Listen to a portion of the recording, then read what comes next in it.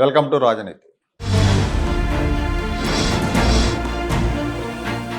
Andhra Pradesh police శాఖ పనితీరు అధ్వాన్నంగా ఉంది అని, రెడ్ బుక్ ఎఫెక్ట్తో పోలీస్ వ్యవస్థ కుప్పకూలిపోయింది అని సాక్షి పత్రికలో ఒక పెద్ద కథనం రాశారు.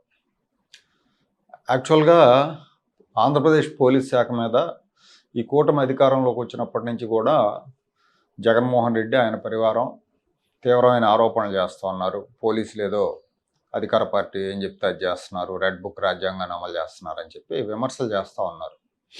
గతంతో పోలిస్తే, జగన్మోహన్ రెడ్డి హయాంతో పోలిస్తే ఇప్పుడు పోలీస్ శాఖ పనితీరు చాలా మెరుగ్గా ఉందని చెప్పాలి. జగన్మోహన్ రెడ్డి టైంలో ఐపీఎస్ అధికారులు కూడా హైర్డ్ గూండాల్లాగా వ్యవహరించారు. రూల్ ఆఫ్ లాని తొంగలో దొక్కి మరీ అరెస్టులు చేయటం, టార్చర్ చేయటం ఇలాంటివన్నీ చేశారు.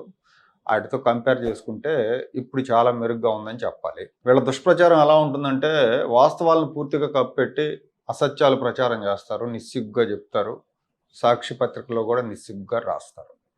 సాక్షాత్ కేంద్ర హోంశాఖ ఇచ్చిన నివేదికలో ఆంధ్రప్రదేశ్ పోలీసుల పనితీరు దేశంలో 26వ స్థానానికి పడిపోయింది. లా అండ్ ఆర్డర్ విషయంలో ఏపీ పోలీసులు విఫలమయ్యారు, రెడ్ బుక్ వల్లే ఇదంతా జరుగుతోంది అని సాక్షిలో కథనం రాశారు. ఇది పూర్తిగా తప్పుదోవ పట్టించే కథనం.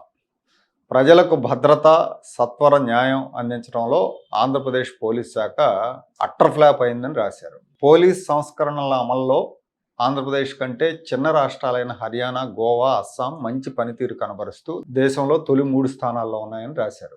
ఏపీ పోలీసుల మీద బురద జల్లే విధంగా ఈ కథనం రాశారు. అసలు వాస్తవం ఏంటి అంటే, కేంద్ర హోంశాఖ ఇచ్చిన నివేదిక రాష్ట్రాల్లో క్రైమ్ రేటుకు సంబంధించిన ర్యాంకింగ్ మీద కాదు, రాష్ట్రాల్లో శాంతి భద్రతలు, పోలీసుల పనితీరు మీద ఇచ్చిన నివేదిక కాదు, పోలీస్ శాఖలో సాంకేతిక మార్పుల ప్రక్రియ మీద ఇచ్చిన నివేదిక అది. ఈ నివేదికలో సాంకేతిక అంశాలను వక్రీకరించి రాష్ట్రంలో శాంతి భద్రతలు క్షీణించాయంటూ అవాస్తవ కథనం రాశారు. కేంద్ర హోంశాఖ ఇచ్చిన ఈ నివేదిక రాష్ట్రంలో నేరాల రేటు, లేకపోతే శాంతి భద్రతల నిర్వహణ, లేకపోతే పోలీసుల పనితీరుకు సంబంధించింది కానే కాదు. 2024లో దేశవ్యాప్తంగా అమల్లోకి వచ్చిన కొత్త నేర చట్టాలు బిఎన్ఎస్ అమలవుతున్న తీరు, అలాగే ఐటీ సాంకేతికత, వీటి వినియోగం మీద ఇచ్చిన అసెస్మెంట్ రిపోర్ట్ అది.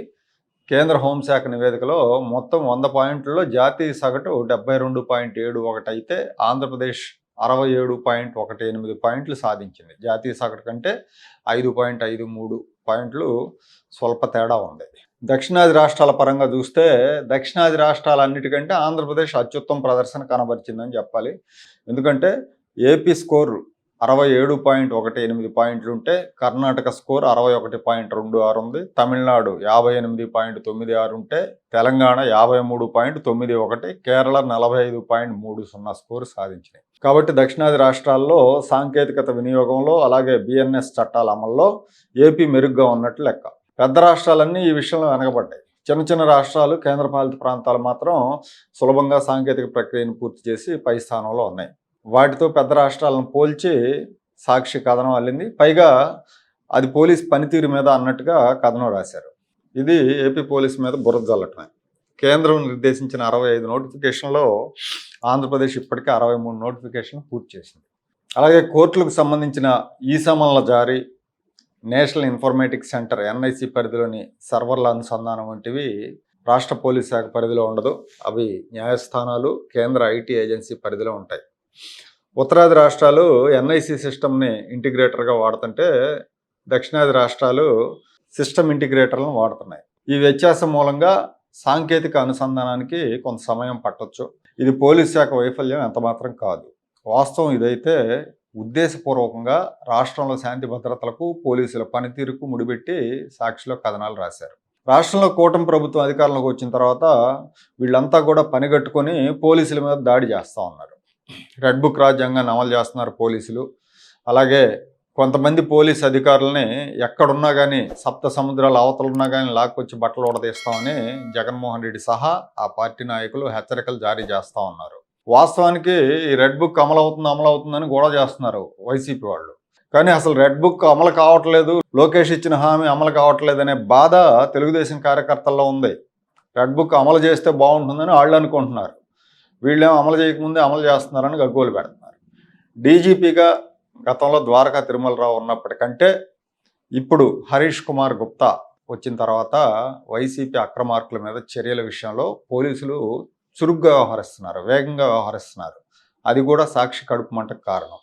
అందుకే సందర్భం ఉన్నా లేకపోయినా జగన్మోహన్ రెడ్డి, సాక్షి మీడియా డీజీపీ గుప్తా మీద విమర్శలు చేస్తూ ఉంటారు.